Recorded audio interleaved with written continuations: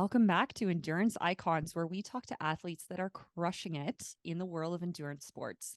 I am so excited about our podcast episode today. We have Michelle and Kim Krezonoski. Oh my gosh, I already butchered that. Can you tell me how to say your last name properly? It's okay. It's 10 letters. It's Krezonoski. Thank you. I promise I even practiced with Kim before we pressed record, but I cannot say enough good about these two women. I have recently started following them on Instagram and immediately said, we have to have them on the podcast. I think that both of you have such an extraordinary story, and I'm so excited for our listeners to hear it. So welcome to the show. Yeah, thank you for having us. Well, let's dive in. So both of you are extraordinary runners, and I would say to any listeners, make sure that you're following them both on Instagram. They're both very active and do a great job of showing their day-to-day as well as their involvement in the running community. And it's super inspiring. So I'd love to know from both of you, when did you start running? We both have a background from Thunder Bay. Cross country was really where we started, I think, the love of the sport. And I think just the freedom of, especially now it's like fall, the leaves are turning. It's very free of a sport to get out there on the trails. That's really where our running journey began. Yeah. And it has like that connection with nature too, as well. So growing up in Northern Ontario, it was almost like that instant connection of our surroundings with something that is challenging and has goals around it. So yeah, that was our start with running, was cross country. And then we kind of transitioned. We actually played a lot of basketball. Yeah. A lot of people don't know that we were ballers. We wanted to go. Let's clarify this. We were the point guard and guards. Like, we weren't in the key. Like, we were definitely not touching the paint. But we were good 3-point and shooters, and really loved running, and transitioned kind of our passion for running back and forth on a basketball court into the trails. So. Well, I saw your basketball skills on Instagram recently. So like, you don't underplay it. Like, you both are great. At least I was super impressed. Yeah. Throwing down with like 6 foot dudes, 6 foot plus dudes, no fear. I love it. Yeah.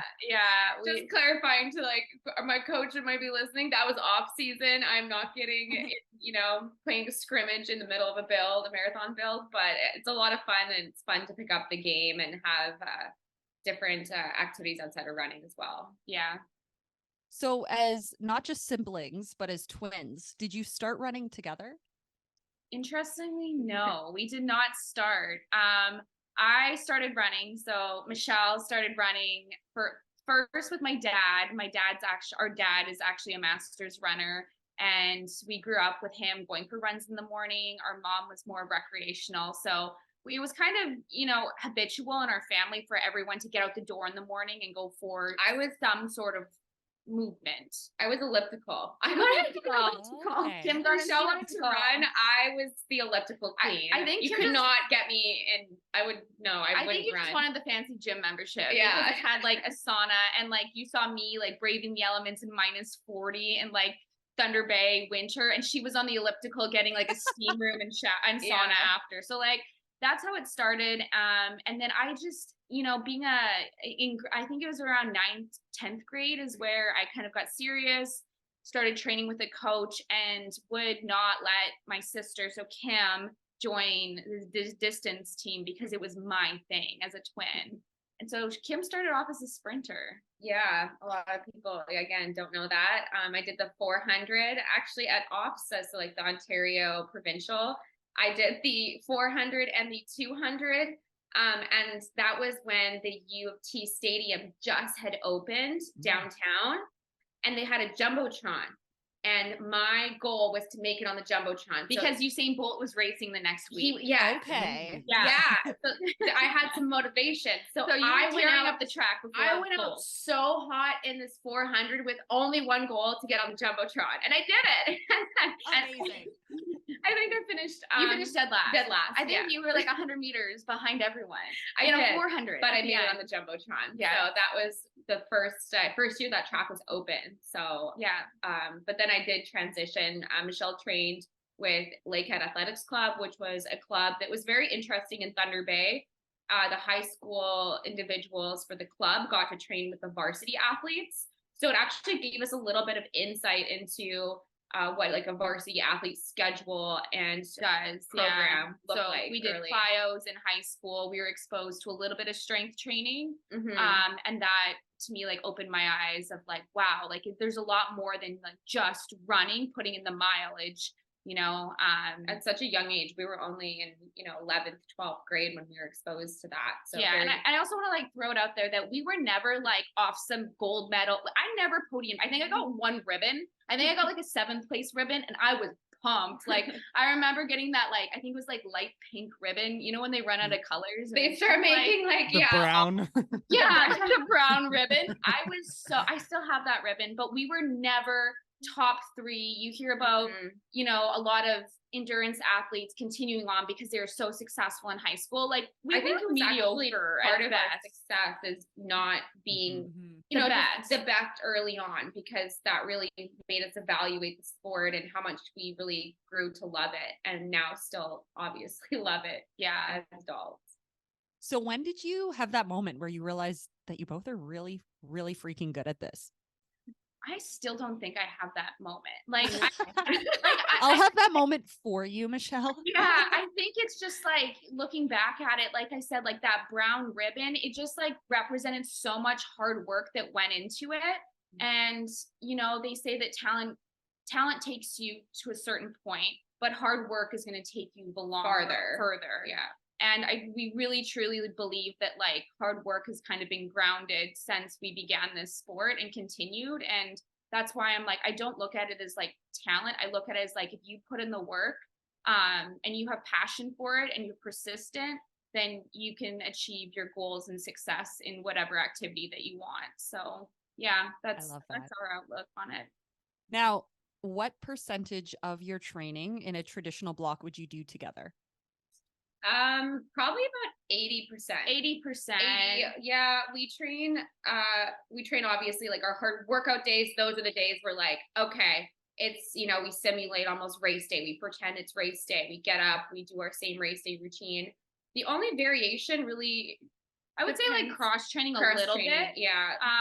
We are huge firm believers in cross training. We like to say like your heart when you're at 150 beats per minute on an easy day doesn't know if you're swimming, if you're biking, like you're getting that zone, whatever zone you are trying to aim for, then that's something that you can work on the bike, in the pool. So yeah, that's I would say like we kind of supplement cross training a little bit different. And as training partners, as siblings, and you have this, I would imagine, competitive fire. What is your relationship as training partners and competitors? Well, we motivate each other like to be better. And I think that there's a sense of, because we are so close, it's almost like a reassurance and calmness when things are going almost, difficult in a workout, that we can pick up on each other's energies and we can work together. And yeah, we're competitive. Like yesterday, we went to the pool. Michelle has obviously been, I call her Aquatic Michelle right now. Yeah, Marine Michelle. Marine Michelle. And I used to, okay, I'm gonna say this, the whole marathon build, I was always a couple laps ahead of her in the pool. Yeah, I was lapping. I was a little faster. I just have, I think better technique. Yeah, better technique. Yesterday, she is killing me in the pool. She lapped me twice. And it's just like, we have this back and forth, but we have fun with it. And that's like the bottom of the line is, at the end of the day, if I'm looking over her and she's flutter kicking as hard as she can, and I'm beside her, like winded, I'll just see it's laughter. And that's what also brings us joy with working together. Yeah, I think we can also recognize when one of us is feeling good too as well. Yeah. Like we understand. And then kind of in contrast, when someone's having a difficult day, I know what to say to her or to motivate her on some difficult time. So we do have that special connection where we can see, a good day and a bad day and kind of adjust and try to make the bad good, and motivate for more good, if that makes sense. Totally. And what's your why? Why do you run? Oh, that is a deep question. Yeah, I love those. The question that I always ask, I ask friends, athletes, is if you could never race again and no one more race, would you still run? And it's interesting to hear people's responses for that question, because for me, it's a sport where it brings me so much almost freedom. It brings me almost like to a meditative state.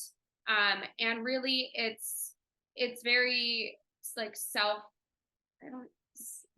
reflective in a way. That's the reason why I really just come back to running time after time, even between training blocks, is just that kind of just peace that you find with doing and going out for a run.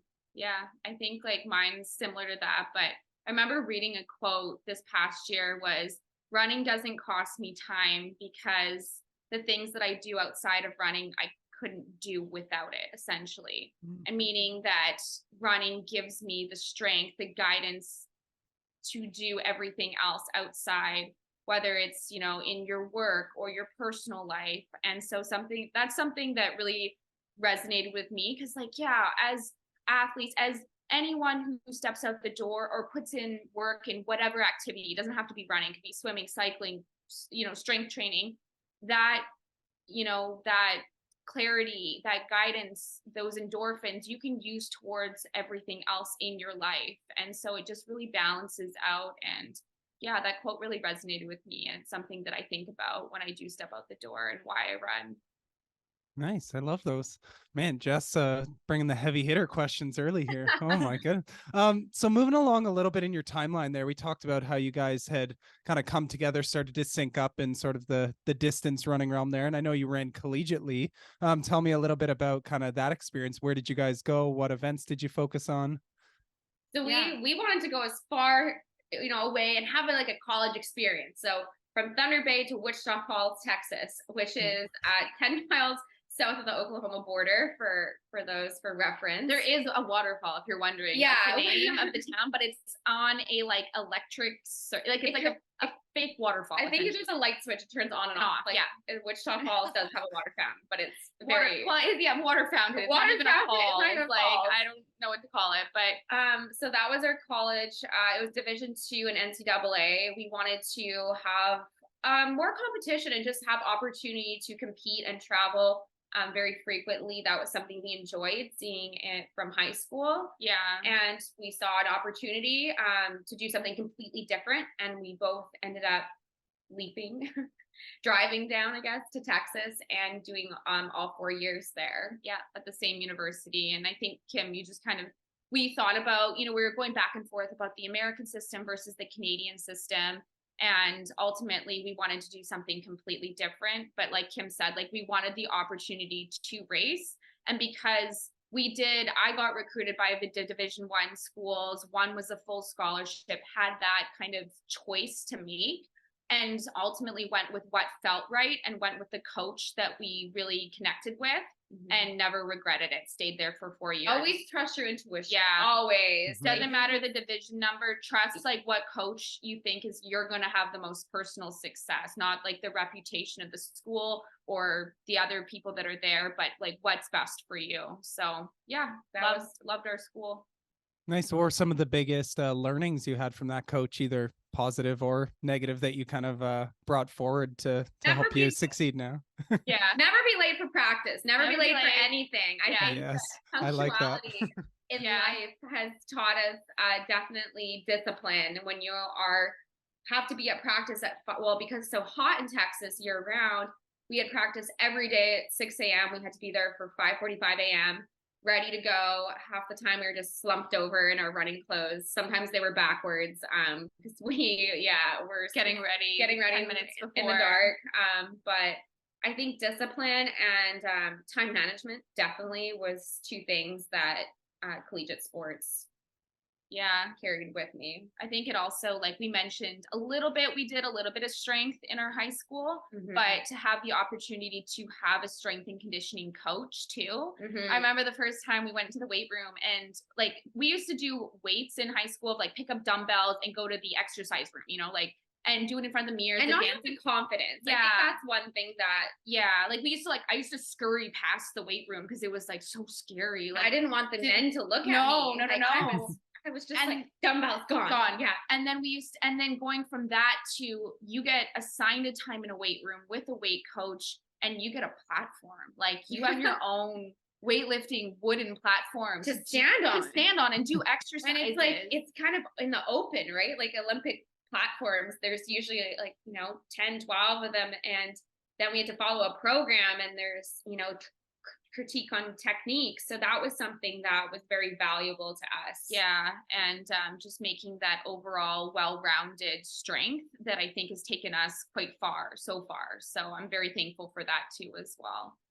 Yeah, it really seems like kind of your approach on the way up, like you were talking about it at the start, a lot of collegiate runners just kind of stop after college and miss out on so many amazing years of like potential, like running, whether it's moving up in distance or just continuing to run for life. It seems like you guys really got that kind of longevity approach. What do you chalk a lot of that up to? You said a little bit, it was maybe just not having that early success, but it also maybe just the like programs and influence you had around you as well? Yeah, I remember like getting my bouquet the last race and like staring at like the daisies that are, artificially colored and being like, well, that's my running career. Like, It's sad. In a nutshell, like you had a great one, you're 21, like 21, 22. And I just laugh about it now. I'm like, Mhm. I thought that was like, we both thought that was it. That was the end, because in college, you compete against such a narrow age range. And that's what you think is the top of the top. Is running. It's top of the top. That's it. And it's interesting because then when you transition, and we took like, I think part of our longevity and love for the sport is also we did take time off after college. Yeah. To then kind of transition to, I think 4 years. Like 4 years. Yeah. To transition to, I would say like the road life. Like it sounds like a van, but like road racing. Not being on an oval or a cross country course, but just there's so many different styles of running, and then that opening up, wow, look, there is actually years left. Yeah.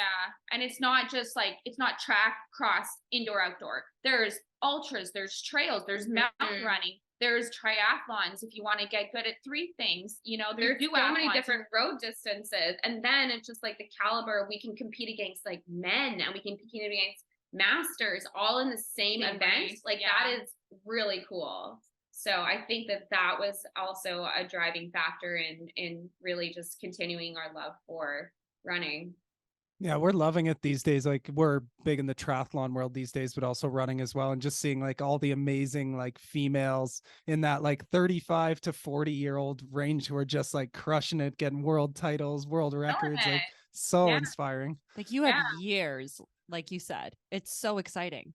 It is exciting. It's exciting. And to think that again, when we were 21 holding a sad bouquet of roses thinking this is it after a track race, that was just the beginning. And essentially I feel like if I were to tell myself that, instead of like crying and being with your family taking photos, like take the photos, get the bouquet, but that's just the beginning. That's a closure of one chapter and like an opening to an even bigger one if you want it. So that's what I would definitely tell someone who's just graduating, like, and kind of feeling lost. I think that's normal to feel lost because you're so regimented in routine for 4 years that it's normal, but there's a new normal out there, and it's better. I think it's better. Sorry, Coach. Sorry, we love it, but we even love it more now. Yeah. What do you think the programs could put in place to like kind of fill that bridge? Because I feel like maybe is it that there needs to be more like programs that kind of like bridge into that, or are people just so broken after these 4 years? Like what if you could have a like solution to help people like find that sport for life right away? What would you say? I think you definitely need a break. I'm gonna say that. Like I think it's normal to feel tired, I guess, of either the sport or academics after you graduate, because you put your heart and soul into your team and your performances. And so I don't know, like how there is like, I think that definitely for us, at least, taking a break, like Michelle said, it's such a time in your life where you're learning so much. You're expected to perform in the classroom and athletically, and then you transition out of a collegiate environment, and you're on your own, kid. Like that's in terms of work, in terms of where you want to do more your schedule, relationship. Like there's so many, just you go from so much structure to a lot of unknown. And I think that even just looking at just being inspired by, like you said, these individuals who are in 35, 40 that are just hitting these world records or winning, just doing personal best and these performances that are outstanding, that just motivates to me, like anyone kind of in lower age categories, that, oh my God, like there's so much longevity, and but you will figure it out. Yeah, like you will. That's everything in life. You'll figure it out eventually, you know? If you don't have the answer, you'll figure it out. Yeah. Yeah, it's got to be one of the positives of social media, of that, like telling those stories more often, as people are probably seeing a bit more of the bridge towards that too. Yeah. Yeah, it's cool. So turning to like the more recent years here, I know you've been working with Jeff Cunningham at Bat City. I've heard him on a bunch of podcasts and followed him for a while, and he's just like, seems like an awesome guy. And I've always thought his coaching approach is like awesome. But maybe how did you end up working with him, and like what do you like about his approach? Yeah, we started running again, I guess, more taking it more serious. So adding on a little bit more mileage for each week, structured workouts during the pandemic. Like a lot of runners, and we were self-coached. We did everything by ourselves. We just wanted structure, like a lot of people did when they were kind of lost in a lot of, you know, unknowns and events not happening and whatnot. We found structure through running. It was Trail Tuesday. We always went to the trail every Tuesday, even in lockdown. And then like we did Workout Wednesday. We did a lot of like Threshold Thursday, Fartlek Friday. And like we did Superior Sundays. We did like Friday too. Like these names are not helping. Like it's not helping our case. But like Michelle said, we were looking for structure, especially in time where there was a lot of instability in a lot of people's lives. And that was something that we found and kind of slowly built our little running community based off of connections that we had of individuals from the local running store where we were. And then also those individuals knowing other individuals, you know, it just kind of snowballs. Yeah. So we ended up training and self-coached ourselves to get into the what is that called, the field at Cherry Blossom? Oh, the seated field. The seated field. It's like so usually there's like, you know, elite and then there's seated. Yeah. Seated is the one below, but we ended up getting into the DC Cherry Blossom, which is a 10-mile race. It's usually the road or the 10-mile championships for the US.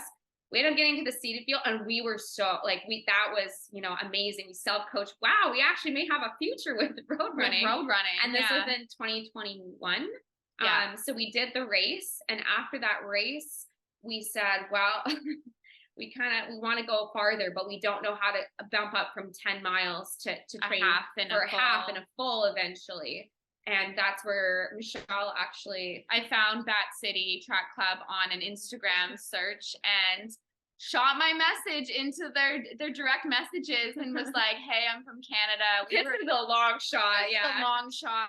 And then it was an individual that connected us. So their social media individual connected us with Jeff. We had a couple conversations, and then we just connected since then. And his values align with our values. And we've been together ever since. So what are some of those main values that he brings that really resonated with you guys? I think thinking of running as, yes, it's huge in our lives, but it's, you know, if you take your day and you take how much time are you running? You're running maybe 10% if it's even a long run in 24 hours, less than, you know, like 2%. Yeah. Everybody knows that like my math is a little off. Running. Yeah. That's why I have a coach for math. But anyways, so he really values looking at that other 90% to make sure that 10% you can perform and be at your best. So I think that's one value that really resonates with us as people. And yes, we run, but connecting with him through feeling like you're your best individual and not just a number in the system of coaching, I guess. Right. Yeah. Yeah. And I think just like a kind of a light, we take a lot of a light approach. If you've ever trained with us, we normally you know, we have fun. We're serious, but we also have fun. Yeah. We're not running because we love running, but it's hard. So you have to find some fun in it too as well. And you can. Mm-hmm. And so taking that approach too as well. He has that kind of lighter sense of humor, but also hard work and that balance. So that we really connect on that. And I think like in the past, we've had coaches that have been, you have to be serious. You have to be so focused. I remember going to offset and like listening to like Eminem and rap music and like pumping myself up and doing an hour-long warm-up before my 1,500 meters, hour-long warm-up, Michelle. Oh my God. Like I used to, because I thought that was like the mindset. I would like read these like Nike hardcore posters. And then I realized I perform way better when I'm so much more relaxed, when I'm doing a warm up that works for my body. And then if I'm warm, I don't need to do 60 minutes. I just need to do what I need. Yeah. So just taking that lighter approach to it, but also still being competitive and serious when you show up to the starting line is something that you can balance. Very cool. So talking a little bit about last fall, I feel like I kind of heard about you guys the first time when I think I was spectating like Toronto waterfront, like the half marathon there. And I was like, oh, this girl's flying. And then there's another one that looks identical right behind. And I was like, who are these people? And I think you guys like, crushed that half and then went on to crush that marathon in CIM as well. Tell us, like, was that kind of some of your like breakthroughs there? And like, tell us about that first kind of marathon block leading up to CIM, because you both went under 240 there. What a debut. Yeah, I mean, that was we wanted to do waterfront half last year. It's an amazing race, had a great course. Michelle was already we'd only had done two halves, and one of them was virtual. So really didn't understand the distance. I'm gonna say that, and just wanted to have fun with it, I think. And I remember going into that race, you know, we put in the work in the summertime, like the results don't lie. We put in a lot of hard work over the summertime, and we're just confident at that start line, just to relax, have fun, and hopefully hit. Yeah, it paid off on the day. That was good. You know, we both PR'd. I know everybody says PB in Canada, like PB. Personal best. We say personal record. Anyways, both had PBs, PRs, and I had signed up for CIM before waterfront. So I knew that I was doing, like a lot of endurance athletes do, they do a half as like a checkpoint. Kim had just done the half. Like she was like, I was about to be like full on pumpkin Christmas mode. Like, you know, you were planning your coffee shops on the marathon route of like where to watch. I was like planning, okay, what kind of electric scooter can I rent to like go along the marathon course? And then I decided to sign up for the marathon. And then she decided to sign up for the marathon. And it's just like a bunch of different life kind of events that kind of inspired me, especially, to sign up. And it was something that was uncomfortable. Obviously, Michelle and I are always trying to be, you know, do something challenging, whether it be moving to Texas or, hey, this is a new distance I have never run before. I'm kind of excited, and I'm a little scared, but I'm excited to run it. And that's why another reason I signed up for CIM. And you had me as a training partner. Yeah, I didn't have her. I knew she was going to be in the thick of it. So I said, well, why don't you just, you know, pull me in? Yeah. So yeah, that was last fall, and CIM happened in December of 2022. Yep. And it was a great day. I will say it was like perfect weather. Difficult course. I've never run such a hilly, like up and down course for so long. People always said it's downhill, it's neck downhill, but like it is not downhill. But when you're not, the elevation, it's like this. It's rolling. It's very rolling.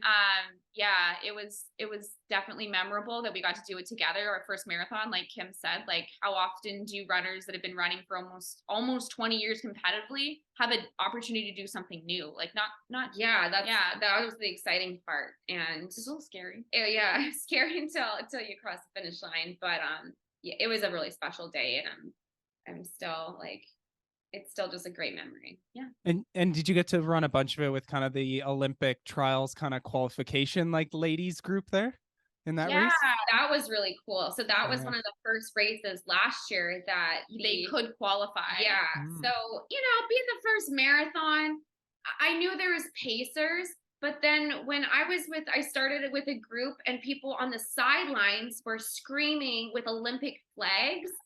And then that's when you kind of get to the point You're like, I don't know if I should be here. Like ding ding, like it's panic button in the back of my head going, Cam, this is your first. Like you need to be humble. Yeah. Like, And we were like, I remember we went into this race too, and we said like our metaphor was like treat a marathon like a steak. Do you remember this? yes. We're like, we just you marinate and then sizzle. Like that was like our metaphor. We're like, you gotta marinate, like you gotta like chill, take that first half easy, and then just try to, lay on whatever you have left. And we're more progressive racers for sure. Yeah. But we both we didn't have a race plan per se. I'm gonna say that. Like we have always A, B, and then like C goals when we go into as well. I think a lot of some individuals do approach that. Like A day, great. B would be like, I'm okay with that. It probably is like, I'll be happy. And then C would be like, well, not my day, but like, I'm happy I did it. And so our approach was, Kim always starts more progressive. So we were in such a big group of the Olympic field in that race. I think there was the deepest I have ever been in a race. Like, I think there must have been a pack of like 30, 40, like or 40. We're all going 6-minute pace, like 6 minute per mile pace. Yeah. It's like so I didn't know Kim was in it. And then so we get to the halfway mark and I'm just, running along and I look to my right and I say, Kim, like, what are you doing here? I was like in trouble. Like she turned to me. And then in my head, I'm like circling, like, oh no, she wasn't even marathon training. Like she's gonna crash and burn. Like she's gonna die. And like, she's just over there. Like, and she goes like, how are you feeling? And I go, I think I'm a little bored. Like this is a long way. It's a long way. But it ended up, it was good. Good group. We ended up staying with each other until quite a ways. Like probably like 37K or so. Yeah. And then it kind of just, then it separated out and but it was really special to be also part, because there's so much emotion from the Americans that are trying to qualify. And we were both right around that. I was a little bit under the OTQ. Kim was a little bit over. So we kind of were at that finish line where you saw a lot of emotion. Yeah, that was interesting because I did not know the time and people were screaming at me. I was 12 seconds over. And they were just yelling like, "You can make it! You can make it!" I said, "Make what?" Like finish line's right there. Finish line's right there. Like I'm doing fabulous. Like I didn't. Even... it was special for sure. You're like, I'm Canadian. I don't care about this. They don't know that. We just didn't know the benchmark at all. Yeah, until we kind of were in the thick of the marathon. Then we kind of put 2 and 2 together. Yeah, that's a cool experience. I've found in the past when you're like put in some of those scenarios where like you're in a very intense one like that, was there anything you like learned in the moment of like seeing any little tips or anything from some of those athletes that that you maybe took away from that? I just noted, like, I've been in races where I'm like, oh, that's interesting, the way they like got their bottles or something like that. Like anything that you took away? I think like we were in this giant pack, and there's a couple of pacers that were part of the pack for probably like 35K around there. Yeah, they were there the for a while. And the pacers were so relaxed. They were cracking jokes. I remember they said, why are marathons run on the weekend? And they said, or no, why are they run on a Sunday typically? And that was one of the jokes that they told during the marathon. During the race, like we are running. There's an OTQ pack, and we're the pacers are cracking jokes here. Yeah, and they said, oh, it's because a marathon shouldn't be run on a weekday, like week. Oh no. And like when you're like running at that pace, and you're like, oh my god, like it's so dumb. But like just that relaxation. I think relaxation and like moment. These strangers that we came from across Canada, the world, potentially. People were motivating each other regardless of where you were in the pack. I think that's something special too as well. That you experience in races, but it's really special when you have 30 to 40 women basically that were working together for a common goal. Very cool.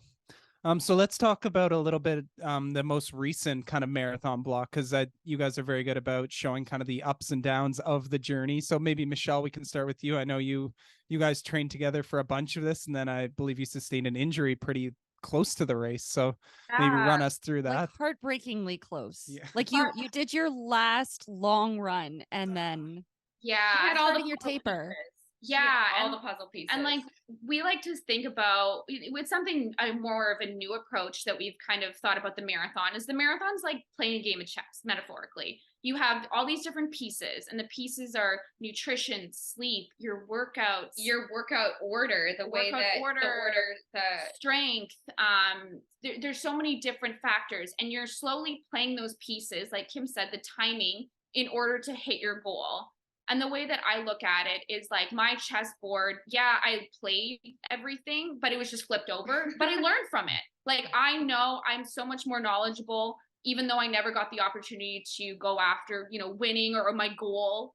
I can restart again, and I'm smarter and I'm stronger, and I still have that strength for the next time that I decide to play or to train. So yeah, I went through 12 weeks of a marathon build, and then felt a little bit of pain, didn't listen to my body, tried to continue on the next couple days easy when I probably should have rested, and it just never got better. And I'm still kind of dealing with the injury, but it happens, and you just have to look back and reflect and take from all your learning of the process and look forward. So yeah. And Kim, your build was, you want to talk about yours? well, Yeah, I let's hear yours, Kim. I've never done a full marathon build. Let's backtrack to last year when I jumped in pretty late to the marathon game. So this was my first time, and one thing that Michelle and we share on social media, but something that we really like is journaling. And so having a journal, the beginning, and I even write down the race, and then usually starting with 3 things that that work well or have worked well in the past. So, and then 3 things that you may want to adapt or change for this build. So that was something that, looking back, it wasn't journaling every day, but following from start to finish my emotions, what was going on in my life at certain points, workouts. That was something that was very rewarding for me to also experience, as this was my first true marathon build, and I documented a lot of those emotions. Honestly, I had a really great build. I had a couple things, like I had one point where my knee, like I had to walk home from a run, and I forgot my Presto card here in Toronto, which means that you have to take the bikes, and then the bike system was all down. So I literally had to walk home, a sad girl walk home, because I had such bad knee pain. But I think that it's important to understand too, that on a start line, we've said this before, there's so much adversity and adaptability, and you think everyone at the start line has had these like perfect, amazing linear builds, and it's completely false. Like the opposite. It's the opposite. Everyone goes through part of their build where they're either like fatigued mentally, they're fatigued physically, something hurts, and it's important. And that's what we do like to share, to also inspire others that it's normal, and to listen, but to also that you keep going. Like if you want to keep going after your dreams, keep going. And times they're not gonna last. They're not gonna last. Yeah. And even Michelle having to take some time off now. But yeah, my marathon build was great. I learned a lot about myself. It was interesting because we had just moved to Toronto in March, and then both of us ended up getting a change in our careers. So dealing with that, figuring out a new city, layering on marathon training, trying to find yourself in a new community. It was a lot, and a lot to deal with. And that's where that 90% and the 10% rule, where at 90% of your day, we really needed to figure that out to make the 10% work and be successful. So I'm really proud of that for both of us. And the marathon overall, it was the Canadian Championships. It was something that it was to me, like I think I would hit like a B goal, but I was proud. I was 6th in Canada, and that's what I can walk away. I know that I learned a lot about myself that race, so I'm excited. I'm excited to, as soon as we finish a marathon, if you don't want to sign up for another marathon, They joke. Who are you then? There's Who those are memes you? of like endurance athletes, like in all like head to toe bandages. And it's like me signing up. signing for up my for a next race. Yeah. Signing up, like, finish line shoots. You're like, just looking at other marathons. But yeah, it was a great day. The organizers, that's always a really well organized event. So highly recommend it. Very cool. Yeah, it was fun to follow that journey there. And yeah, I loved your adaptability part. I like that you guys celebrate the fact that training needs to be adaptable and it's not just this like one size fits all linear plan. That's Yeah. you're some of the first people I've seen who are like celebrate the fact that sometimes you need to like slow things down or speed things up. And like I've really enjoyed those posts. So keep those coming. People get a lot of value. I share them with lots of my athletes and I'm like, follow them. Their approach is good. I think people, especially in a lot of endurance communities, mistake adaptation for weakness. And that's something that you need to, and how do you not do that? You need to have confidence. That's what you need ultimately. Because if you can't adapt, if you adapt and you're like, oh, I'm not going to hit my goals, that's a lack of confidence in yourself. So I think that whether it be heat training in the summertime, that's adaptability, or running, we talk a lot about conditions, but that's or could even just be shuffling around your workouts because you're because you're mentally tired. Your life. You need another day of recovery, like adapting it. You're not weak for saying, okay, I'm going to give myself the best position for success in a workout by doing these things.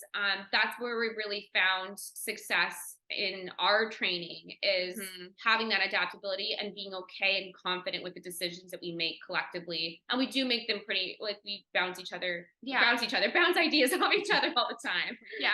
We in high school, like, we were the non-confident athletes.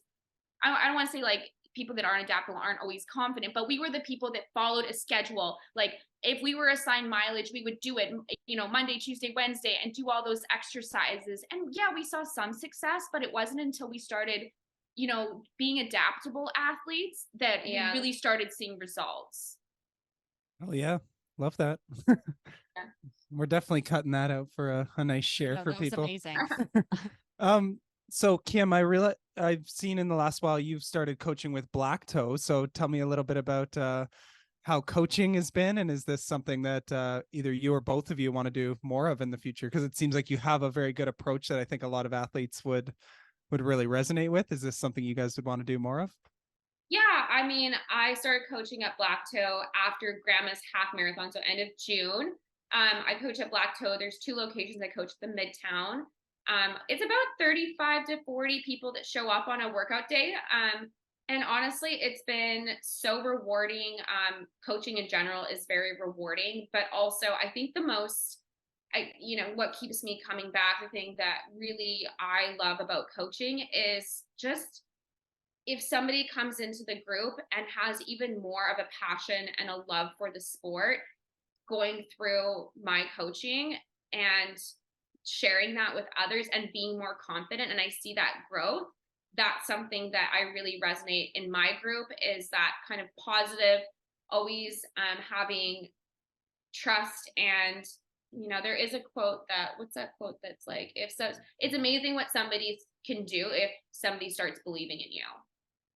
And I think that really resonates with my coaching approach, is that not having limits on my athletes, and having fun with it. Again, Michelle and I are fun. Like, we joke around, we have fun in our workouts. That's something that I resonate with my practices as well.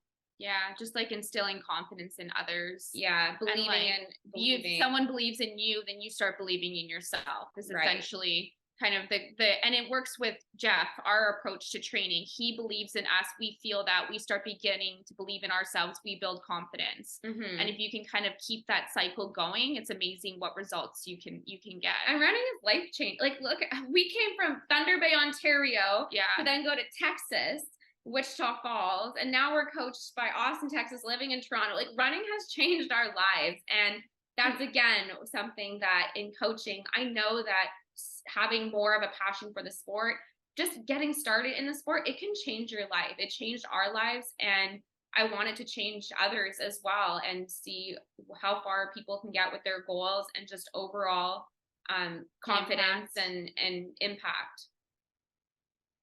I love that. So let's talk about your chessboard. You were talking a little bit about all the things that you are putting out to make sure that that race falls into place. So let's start with your training. So it sounds like fun is an important element. I'd love to hear, what are your favorite workouts? Yeah. Obviously, I don't know, Trail Tuesday, and sort of what Trail- mileage you're doing in a standard build. Yeah, I think that Favorite workout. Okay, favorite workouts. I know what I'm gonna say. Okay, you say yours. Kilometer repeats. Yeah. I Oh, yeah. Those are so good. That's a great I choice. love a good thick kilometer repeat sandwich. Like, yeah. That is one of my favorites. I like over unders. Okay, for a different workout, I'm gonna say like would be a long run workout where you're kind of hovering over under paces for a marathon build. Getting that Like a big certain distance. Yeah, that big block, like I don't know, like thick block of sandwich of work. I love Everything's this. a sandwich Everything's today. a sandwich today, apparently. I did have a breakfast sandwich, but anyways, going like over and under, and then realizing that, oh my god, I'm there, I'm set. Like I think that's a big confidence builder. It's a pretty common approach to a lot of marathon training, and it should be confidence building for anybody who does it. So Those are our workouts that were our favorite. yeah. What was the other? I know I asked you everything about training. You're just so fun's a big part of your training philosophy. What other training philosophies do you feel that you hold? I think valuing recovery. We keep going back to that 90-10%, but really valuing recovery in a way that we start every workout with the best chance of success, whether that be taking a couple, one extra day off before the workout in order to perform on the workout day. Mm-hmm. That's something that we really value, and to listen and we're not perfect, that constant feedback from when you're feeling tired versus when it's time to, when you're feeling tired and can push through that fatigue.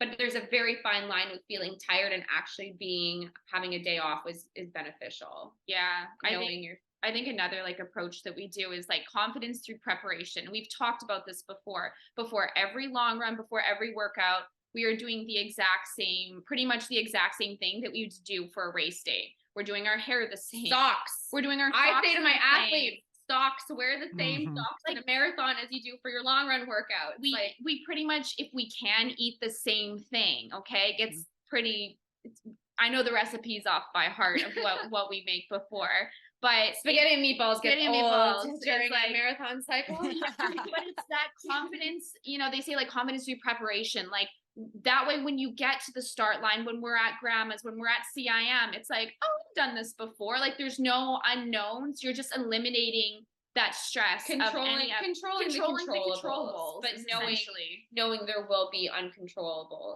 as every race environment has. And that's an approach that you can take to running to any kind of activity or event, regardless if it is running or not. So that's something that we really firmly believe in, and along with recovery, like Kim said. Mm-hmm. And strength training is a big part of what you do. And it seems that you carried that over from your collegiate days. So talk a little bit about the strength that you do, and do you rate how you adjust that between when you're racing and maybe your off season? So strength training, again, we've continued, like our knowledge really was built from college and having multiple weight coaches. And our weight coaches in college, some of them were actually training the football team as well. Yeah. Okay. And we would actually have sometimes the same workouts practice, like split practice. They'd be like, okay, a barbell is 45 pounds. They'd be like, okay, girls, 45's on that 45 pounds. And we're like doing the math in our head. I'm like, I can't even lift the barbell. Like, you expect me to put those giant plates on this? But it was like that weight training, that confidence, right? Like the confidence, building that form.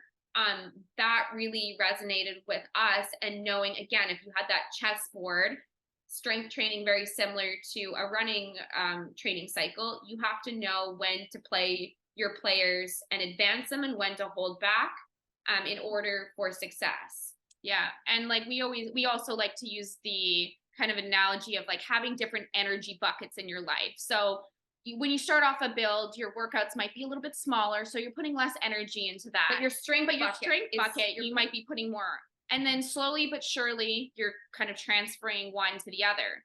the mistake that a lot of individuals make is just try to load all the buckets, right? And then you're overflowing and, panic. There's a spill on the floor. Yeah, I don't know. exactly. Or you're just running, one of them cracks and then it's Mhm. completely wasted. So just being sure to be always aware of your energy levels, and it's trial and error over the years too as well, but kind of realizing, okay, running is picking up and then strength is picking up, and just having kind of that balance of what to kind of we're focused on and then what to hold back on.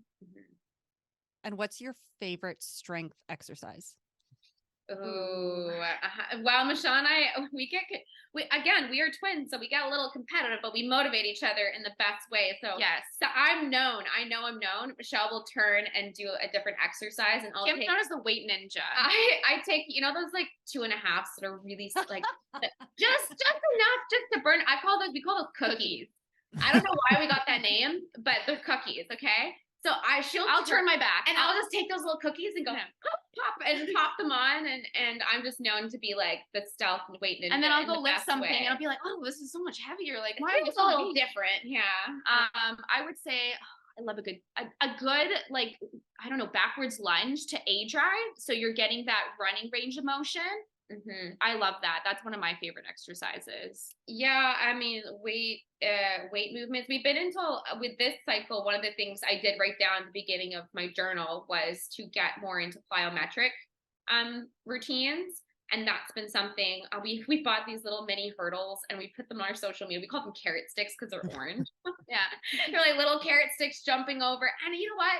It's all about having fun, but we've had a lot of fun with the plyos. Like that's something we've added, and it's given us a lot of joy, even though we're again doing something a little bit different, challenging ourselves in a different way. Doing the hurdle drills has been a lot of fun. Yeah. And now moving on to nutrition. So my old Instagram handle used to be laces and lattes. I love lattes that much, and I actually think you have me beat. So talking about your day-to-day nutrition, some of the non-negotiables and your philosophies around that. Other than cookies and carrots. Yeah, cookies and carrots. We sound like Santa. Yeah, or Easter Bunny. Easter Bunny. We sound like but or Frosty the Snowman God. Yeah. Anyways, no, definitely we love our lattes. Everyone knows that. We bought a latte or espresso machine in grad school. When you probably not the best idea to like first graduate. I think we saw the money that the government gave us and just like assumed that this would really assist us. Not a student loan, and then we bought an espresso machine. Yeah. But it's paid off. Like it really has. But we do love our coffee. That's one thing that's non-negotiable for us is our espresso and making lattes. And I think it's just more finding what works for you. I don't think there's like a one approach all. I do know. We do know that there is different demands when you are doing endurance sports, and it's important to also really have feedback from getting feedback how you feel energy wise. Yeah. And again, those buckets, like you can't have nutrition in one of those buckets that you don't fill and expect the bucket for working out and strength to go up. You'll get very unbalanced. Yeah. I think that's like kind of something that resonated with us. And even like our approach to nutrition too is like, as an athlete too as well, you need to fuel your body and meet the demands at a different level than at different parts of your training, like Kim said. So just making sure we're cognizant of the vitamins that we do put into our bodies, and then do focus a lot on sleep too as well, because sleep is when the repair and strengthening does occur too, a large part. Yeah. How many hours of sleep would you get a night? It depends on where we are in the training. If we're deep marathon training, 9-10 hours. Like we try really hard. It's a lot, but it's good. Good. Yeah, that's when you feel like, your little battery is recharging. That's what I think of it as I think of a rechargeable battery. It's like a phone battery. Like if you do a hard workout, but then you're only sleeping for 6 hours, you're only plugging your phone. It's going to go up 70%. So then you're running the next day at 70%, and you're going to maybe go down to 10% and then charge a little bit more. And then you're only going to be 60. So you can see how that can be kind of dangerous and long-term effects. So we try to prevent that by focusing a lot on sleep too. And what about training and racing nutrition? What do you use for that? Do you have any philosophies around that as well? Yeah. We are definite, like, do what I always say to when I coach is that find something that works for you, write it down, write down when you take it in your training. So again, confidence through preparation. Race day just feels like another long run. But for us, we use Morton products. That's something that we've used for the past 2 years, 3 years. Yeah. And those products seem to work for us. Still open. Michelle tried. I tried a new gel this year. It didn't go well. But like an anaphylactic reaction. Oh no. Race. Race. So She that still finished the race. I still finished the race. Yeah. But anyways, it was a little scary. I will not be using, but I think like just finding what works for you is ultimately something that, again, it takes the confidence to be like, this works for me. I'm going to stick to this. Just because everyone else is using X, Y, Z, like, you know, that means, but I'm still confident in what I'm using. And also like race expos or those race pickups. Those are the environment for changing everything. Like you think about it, they're like socks on sale, gels 3 for $20. Yeah, and then you end up taking all the samples from every s'mores, booth. You know, like s'mores gel. That sounds delicious. Like I want that at kilometer 20 when you've never tried it. Yeah. Like, no, your trial and error time is when your training time, and then you know, find what works for you, and then race day is just doing what you're used to. I love that. So true. And it seems like you both are recovery queens. So you talk about incredible sleep. You swim, which a lot of runners don't do, which is so, it's so good. It's just with the flexibility. What else do you do to make sure that you're recovered? Well, I think that like, you know, I think mentally too, like having time in a day where you do have some downtime in your thoughts, whether that be whatever works for you. For me, it's just being off technology. That's one thing that we both work 9-to-5 jobs that we're on technology. You know, you go to the gym to listen to music and you have your phone, so you're staring at a phone, and then it's just a lot. So finding time off of technology, whether that be spending time with friends or family, or cooking, something that relaxes you, reading a book, whatever that may be. So be very aware of something, a part of your day where you can find some like peace and relaxation.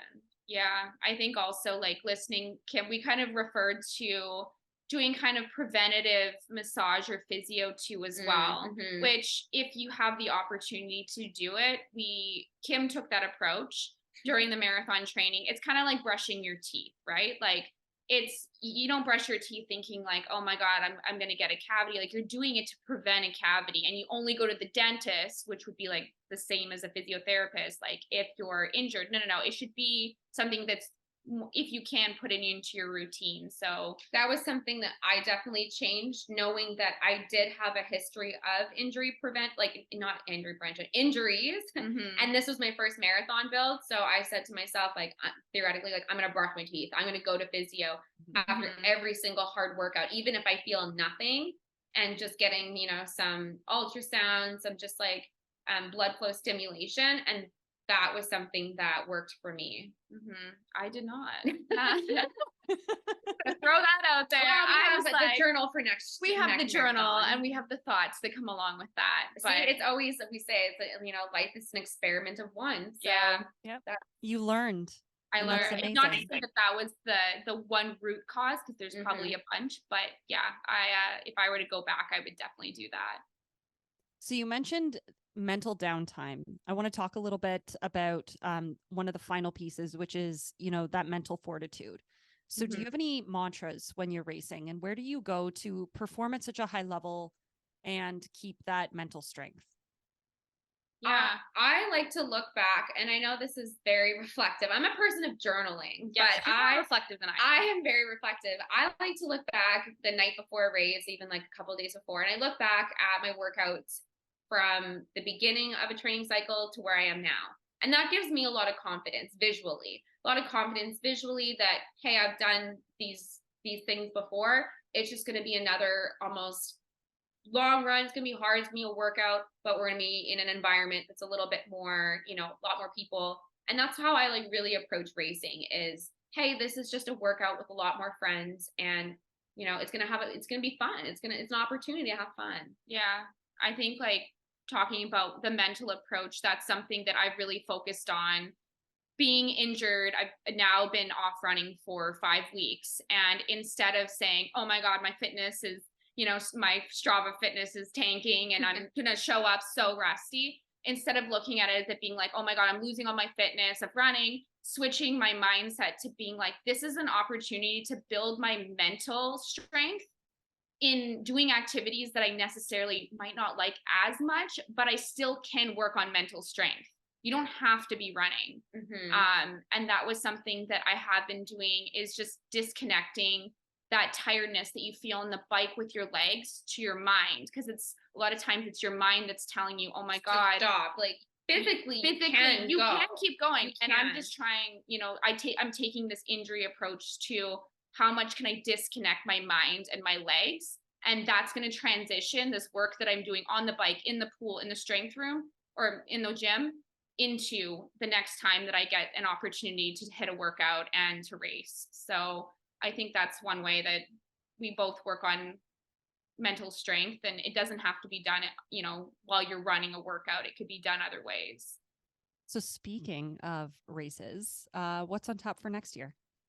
Next year is the year, hopefully, that we do our first major. So Boston is on the table. The pro field is kind of a rolling until December. So we'll know in December if we got into that and have an opportunity to be in that field. So that would be in the springtime, and then the fall time is still to be determined. But yeah, probably another marathon. We're feeling like last year we did a half marathon as a goal in the spring, and then full. This next year I'm a little bit, things change, but 2 marathons would be the goal next year. Yeah.